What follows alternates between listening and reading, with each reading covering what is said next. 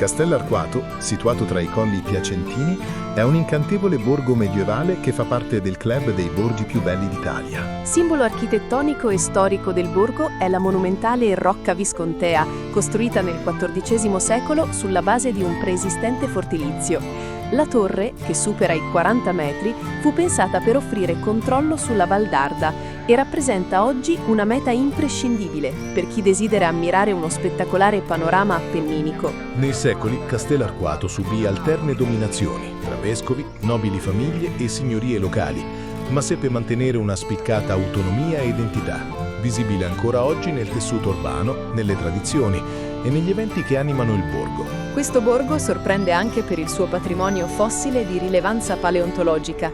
Il territorio, anticamente coperto dal mare, ha restituito numerosi fossili marini che raccontano un'origine molto distante dal presente e rendono la zona fulcro del Parco regionale del Piacenziano. Questo aspetto fa sì che una visita a questo borgo possa diventare un crocevia di storia, scienza e natura. Una curiosità poco nota di Castell'Arquato è la sua reputazione come Borgo degli Innamorati.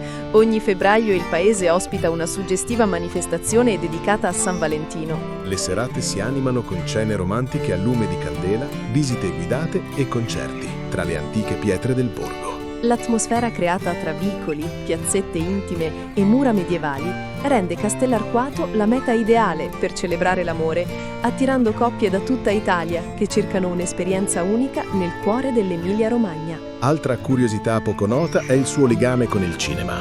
Nel 1985 furono girate proprio qui alcune scene del film fantasy Lady Hawk, diretto da Richard Donner, valorizzando ulteriormente la scenografia medievale e promuovendo il borgo a livello internazionale. Gli esperti di viaggio sottolineano come il set si sia integrato con le piazze e le facciate storiche, regalando un'atmosfera fiabesca ancora percepibile camminando tra i suoi vicoli. Seguiteci in questo viaggio unico tra arte, storia e natura, fino in Germania. Iscrivetevi al canale per scoprire di più su questa e altre meraviglie italiane.